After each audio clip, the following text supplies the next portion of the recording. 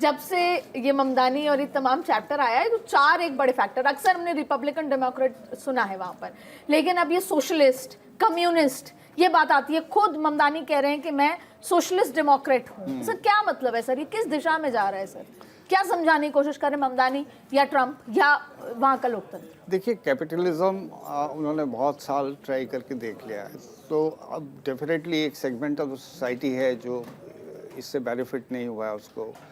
हम भी जानते हैं बिलियनर्स बढ़ रहे हैं, डिस्पैरिटीज़ बढ़ रही हैं, तो जाहिर है दो ट्रेंड्स चल रहे हैं, यूरोप में भी चल रहे हैं, शायद अमेरिका में भी आ जाएंगे। एक तो नेशनलिज्म बढ़ रही है और दूसरा जो इसी तरह सोशलिज्म जिसे कहते हैं हम, एक डिफाइंड फॉर्म में, not the type of communism and socialism जो यूएसएसआर के ज़माने में रिजिड थी या क्यूबा के और ये चाइना के उसमें थी, but A refined form of socialism जिसमें बेनिफिट्स जो आम जनता है उस तक पहुँचेंगे। इस उम्मीद के साथ एक सेगमेंट ऑफ द सोसाइटी मेरे ख्याल से इस तरफ सोच रहा है, तो एक थर्ड फोर्स की अपीयर होने, इमर्ज होने की पॉसिबिलिटी से इनकार नहीं कर सकते। ये कितना स्ट्रांग होगी या नहीं होगी ये अब आने वाले समय में देखने को मिलेगा, बट ये ट्रेंड शुरू हो चुका है। बिल्कुल, देखिए he is not the alone. एक वो लेडी भी तो लेफ्टिनेंट गवर्नर जी थी ना, she is also Democrat, she is Democrat. एक बैकलैश है बिकॉज ऑफ जो प्रॉमिसेस ट्रम्प, जो ट्रम्प, देखिए वहाँ बैकलैश क्या, वहाँ ना ऐसे ग्राफ जाता है कि भाई ये सरकार कुछ नहीं तो करेगी। रिजेक्शन है ना ट्रम्प के लिए। नहीं, ट्रम्प वहाँ रिजेक्शन अभी 3 साल है ट्रम्प के बाद, रिजेक्शन बाद में आएगा। ऐसे है ना, जब देश जाता है ना, तो जब भी कोई सरकार लेती है तो वो एक बार चढ़ती है, कुछ वादे लेके आती है, और जनता में आजकल बहुत रेस्टलेसनेस है पूरे वर्ल्ड में कि भाई बहुत जल्दी सब कुछ हो जाए। हर कोई अमीर ही चाहता है, कोई भी कहता है मैं मिडिल क्लास क्यों रहूं, मेरे पास क्यों ना गाड़ी हो। तो वो अभी वो एक्सपीरियंस कर रहे हैं कि ट्रम्प इज नॉट डिलीवरिंग।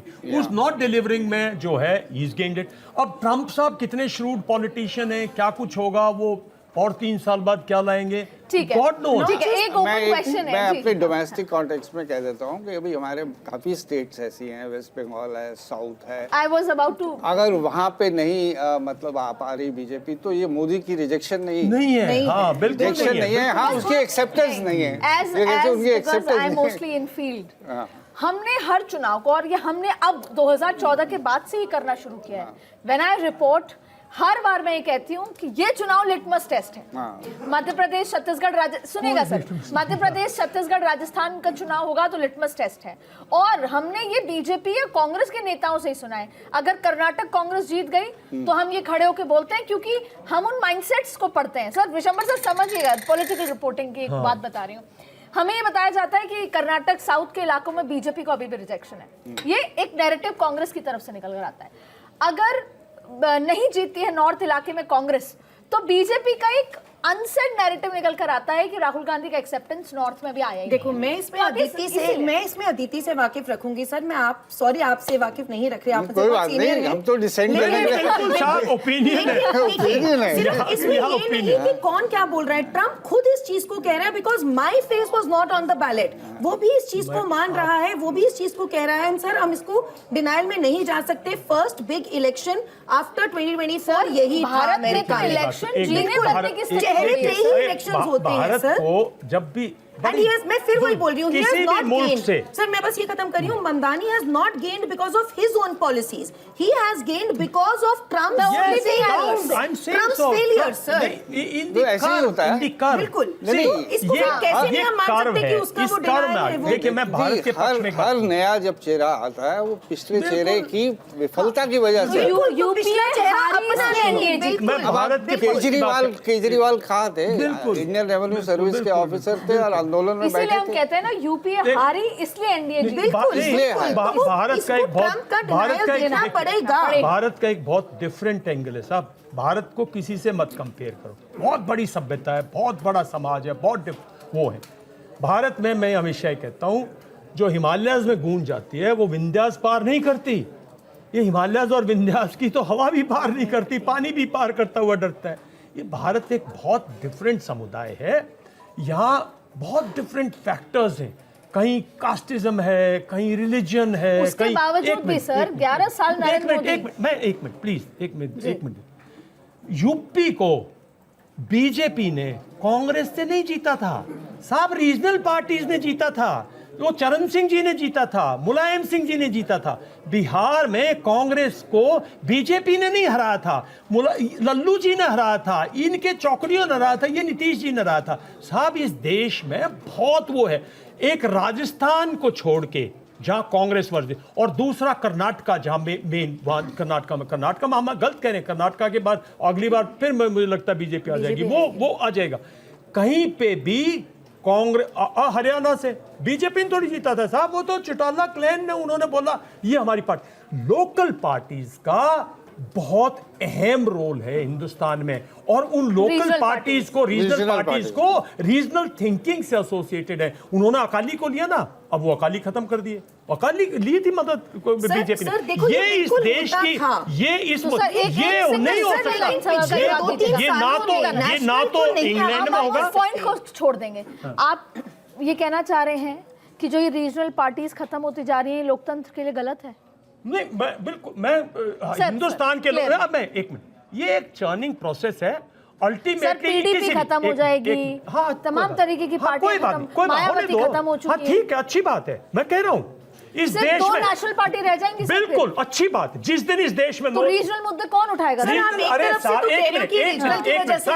एक मिनट, यही तो गलत परसेप्शन है, यही तो सोच है साहब। मैं मेंबर ऑफ पार्लियामेंट हूँ, बीजेपी से हूं, कांग्रेस से हूं, चाहे किसी, अगर मैं काबिलियत पे, अगर अपने लोगों ने कहा भाई हमारा ये people has elected me, listen, और मैं मुद्दे नहीं उठाऊंगा अपने रीजन के। कमाल की बात कर रहे हो, सिर्फ रीजनल पार्टी उठाएगी। रीजनलिज्म तो रीजनल पार्टी सिर्फ रीजनलिज्म स्प्रेड कर सकती है, नेशनल मुद्दे तो उनके दिमाग में नहीं। इतने पढ़े लिखे चीफ मिनिस्टर हैं वो एक मिनट, उड़ीसा के, मुझे बताओ उनकी पार्टी ने कब नेशनलिज्म पे वोट दिए? वो साहब जिसकी पावर, जिसकी सत्ता, आप मेंबर ऑफ पार्लियामेंट का बिहेवियर और मेंबर ऑफ लेजिस्लेटिव असेंबली का बिहेवियर बहुत फर्क है। मैं जो मेरी थिंकिंग है इस बारे में ये थी कि एक हमारे पहले भी एक ट्रेंड था ये कि सेंटर पे जो था नेशनल पार्टी रहती थी और स्टेट्स में जो है रीजनल पार्टीज प्रिवेल करती थी। तो मुझे लगता है काफ़ी बैलेंस था। सिर्फ हुआ ये कि कांग्रेस को रिप्लेस अब बीजेपी कर रही है, सेंटर पे बीजेपी आ गई है, कांग्रेस हट गई है। तो ये एक हेल्दी ट्रेंड है। Of course two party system जो है वो भी अपने आप में एक अच्छा है, क्योंकि टू पार्टी में ये नहीं है कि नेशनल लेवल की होगी तो रीजन्स के बारे में बात नहीं करेगी, उनकी यूनिट्स होंगी, सबकी यूनिट्स अपनी सब हर रीजन में होंगी, वो वहाँ के मुद्दे होंगे जो नेशनल लेवल पे उठाए जाएंगे। और उसमें अभी फ्रेगमेंटेशन बात पे आ रहे हो जो मैं और अदिति शुरू से कह रहे हैं कि it is the face, the national face which is making you win. Regional parties की सारी अहमियत होने के बावजूद सर मैं एक बॉटम लाइन इसलिए कहूंगी, रीजनल पार्टी के प्रोज भी है, कॉन्स भी हैं। हाँ। कैसे? जब मैं नक्सलवाद की बात करती हूँ, कई बार रीजनल पार्टीज अपने पर्सनल इंटरेस्ट, पॉलिटिकल इंटरेस्ट के लिए नक्सलवाद को बढ़ावा दे देती हैं। कई बार रीजनल पार्टी ही वहाँ की लोकल भाषा, वहाँ का लोकल खाना, वहाँ की लोकल, जैसे उत्तराखंड के हम बात 370 तमाम चीज़ों की बात करते हैं कि एक ही तरह का वो होना चाहिए लॉ सबको लेकर, तो वहाँ पर वो रीजनल पार्टी खड़ी हो जाती है। तो देखिए हर चीज़ का प्रोज एंड कॉन्स है, लेकिन फिर भी मैं कहूँगी जो रीजनल पार्टी लोकल मुद्दे उठाती हैं, फॉर एग्जाम्पल राजस्थान का चुनाव जब मैं कवर करती हूँ, जब बीजेपी के नेता जाते हैं वो जाहिर तौर पर हर तरीके के उठाते हैं, लेकिन कोई लोकल पार्टी जब आदिवासी का मुद्दा उठाती है ना, आदिवासी का एक आम मुद्दा, तो वो बहुत इम्पैक्ट होता है। इससे पर इसके प्रोज एंड कॉन्स हैं। मैं पाकिस्तान पे एक बार आऊंगी, हम शो वाइंड अप करेंगे, पाकिस्तान का जिक्र कर लेते हैं। उसके बिना तो फिर मजा नहीं आएगा। उसके बिना मजा नहीं आएगा। यही तो सर कह रहे थे कि हमने उसको अहमियत दे रखी है। मैं कहता हूँ इतना हिंदुस्तानी चैनल पे जितना पाकिस्तान चलता है, हे भगवान, मैं तो कहता हूँ वो तो शुक्र कर रहे हैं कि अब यार हम रेलिवेंट हैं। सर आप एक चीज बोल रहे हो, उसके पीछे अमेरिकन फोर्स है, इसका डिनायल नहीं है।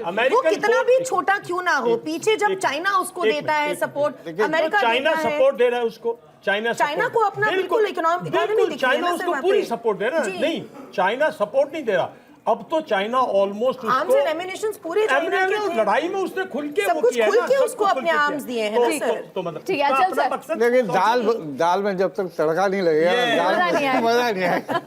अच्छा सर एक बात बताएं कि अब ट्रम्प को जो डिनायल पसंद नहीं है कि कैसे भारत ने मना कर दिया कि हमने नहीं रुकवाई वॉर, उसी बात की तो दिक्कत है उनको कि आई एम द बॉस।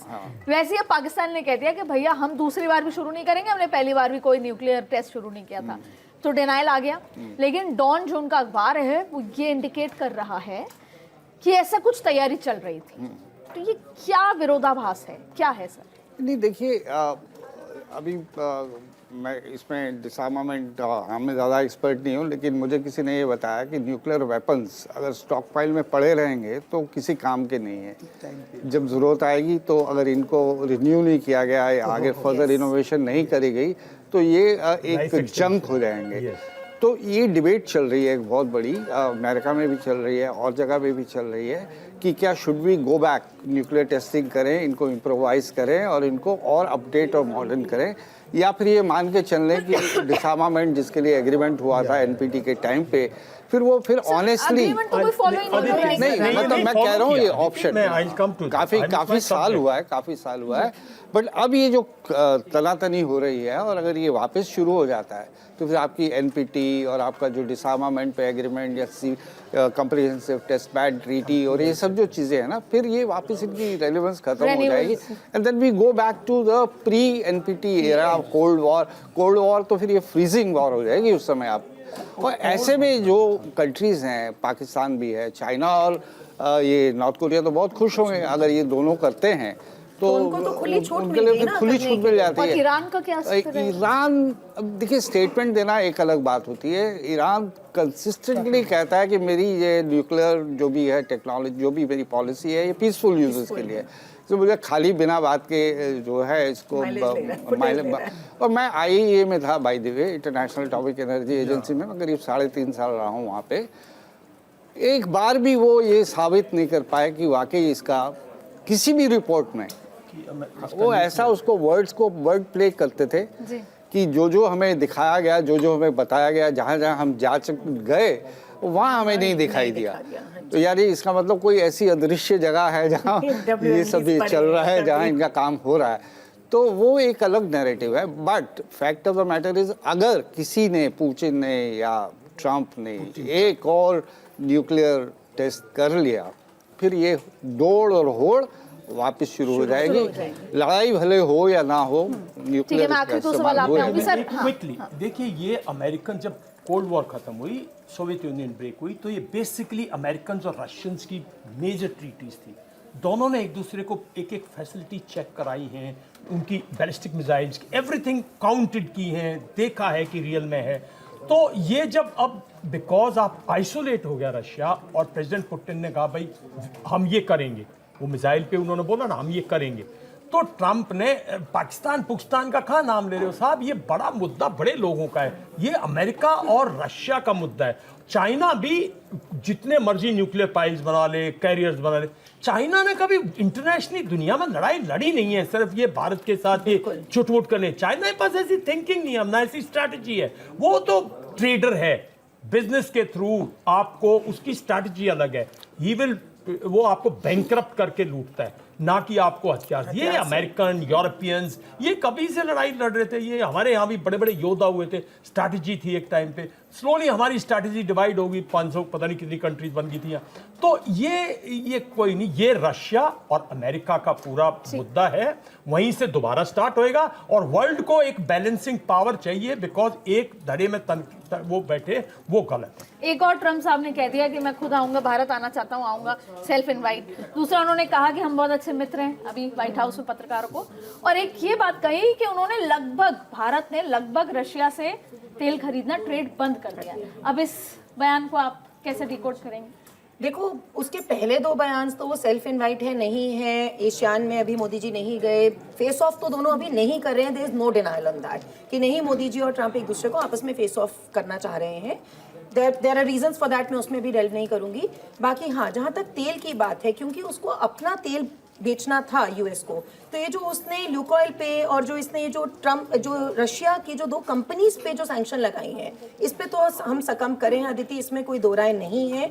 इससे हमारी रिलायंस जो बेसिकली डोमेस्टिक कंज्यूमर को फर्क नहीं पड़ेगा, क्योंकि इंडियन ऑयल का उनसे बहुत ज्यादा इंपोर्ट नहीं था। वो एक्सपोर्ट करते थे रिलायंस को, जो उसको रिफ्यूल करके वर्ल्ड में बेचती थी। तो रिलायंस इंडस्ट्री के प्रॉफिट्स पे जरूर इम्पैक्ट पड़ेगा, लेकिन डोमेस्टिक कंज्यूमर्स को इम्पैक्ट उसका नहीं पड़ेगा। हमारे जो तेल के जो प्राइसेस हैं उसका पड़ने पे बहुत ज्यादा उसका इम्पैक्ट नहीं दिख रहा, बिकॉज इंडियन ऑयल और भारत ऑयल कॉर्पोरेशन वो उनसे ज्यादा तेल नहीं लेते थे। उनका 0.1% लेकिन हमारी स्ट्रैटेजिक ऑटोनॉमी जिसका हम बार बार जिक्र करते हैं, वहाँ हमारी को बहुत मुश्किल आने वाली है। ये नैरेटिव बनेगा कि भारत ने, सॉरी टू से, वो जो अक्सर कोट करते हैं इतना बड़ा सीना, वो सब ने कम कर दिया, हथियार डाल दिए, ये नैरेटिव बनेगा। लेकिन ये है कि